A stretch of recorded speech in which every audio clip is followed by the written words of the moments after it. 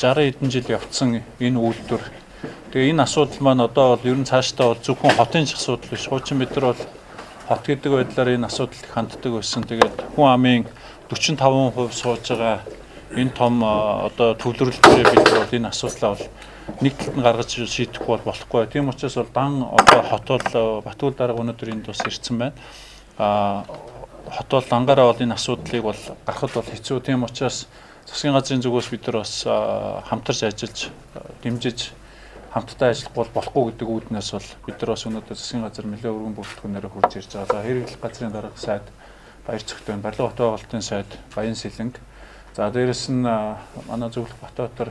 За дээрэс нь бол аж үйлдвэрийн яам, байгаль орчны яам, энэ ч нэмэхэд дарга ирсэн байгаа. Аж үйлдвэрийн концепттэй холбоотой асуудлууд бас гарч магадгүй учраас би бас нэмэхэд даргыг аваад ирсэн. Аж үйлдвэрийн сайд, байгаль орчны сайд хоёр өнөөдөр бас гацууртын орд газар дээр ажиллаж байгаа. Тийм учраас бид нэр ингээ хуваагдаад өнөөдрийн ажлуудаа хийж байгаамаа.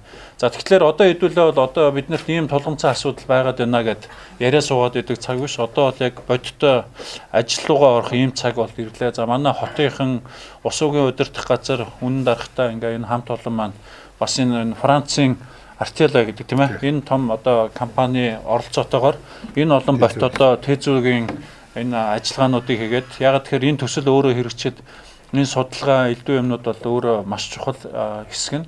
Тэгээ одоо манай өөрсдөө цэвэрлэх байгууламжийн бас технологийн инженерийн энэ дээр бас санаа оноо байна гэж байгаа бол тэр юмнуудаа хурдан тусгаад өчигдөр бас хилцүүлэг бол Батүл дарга үнэн дарга хоёр бол явуулсан байгаа. Тэгэхээр энэ хилцүүлгээ бол нэг талд нь гараад ингээд хурдан одоо энэ Тэзүүгийн асуудлыг дуусгах хэрэгтэй, цаасныхаа асуудлыг.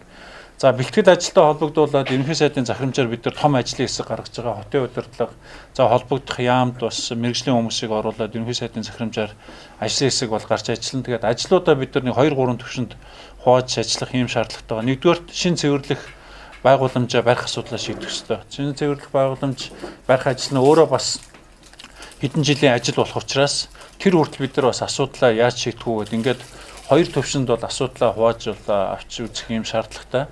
За санхүүгийнхаа их үүсвэрүүдийг бол бид нар бол зөв хуваарлаж яг хэрэгтэй газруудад нь хийх энэ ажлыг хийх ёстой. За одоо яг энэ 2016 оны төсөв одоо байнгын ороонууд дээр гол хоёр дахь хилцүүлэг явж байгаа.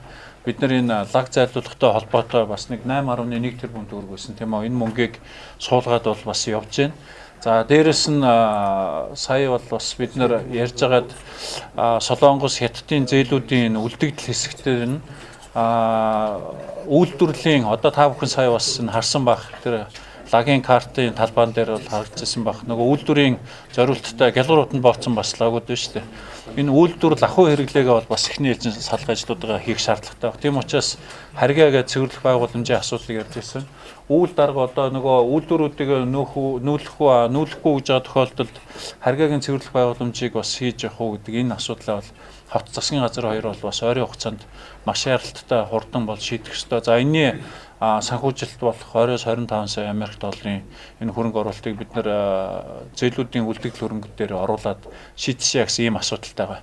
За одоо энэ Артела компани боловсруулсан Франц өөрөө ягаад энэ Францын компаниг яагаад тэгэхээр үнэн даргасан хэлж байгаа. Дэлхийд бол Франц өөрөө ерөнхийдөө тэргүүлэх технологитой ийм улс гэж байгаа. Тийм учраас энэ технологиор бол бид нэр явах зөв. Тэгээ яг одоо энэ технологи, энэ Тэзүүгийн дагуу хийсэн энэ технологи, энэ үйлдвэрийг бид нар бол ямар нэг санхүүгийн их үүсвэрээр хурдан хугацаанд барих ёстой.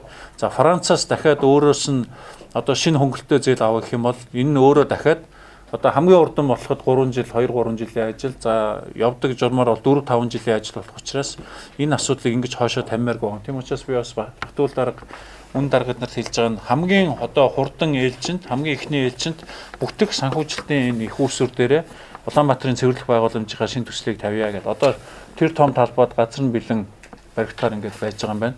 Тийм учраас хөнгөлөлтөө зээлүүд рүү оруулахад бол ялангуяа шинэ хөнгөлөлтөө зээл нөгөө өөрийн хязгаар гэдэг их хурд руу орж их олон процедур шатамжлага дамждаг учраас одоо би энд бол нэмхүүд дарга байна. Аж үйлдвэрийн төрийн нарийн бичгийн дарга.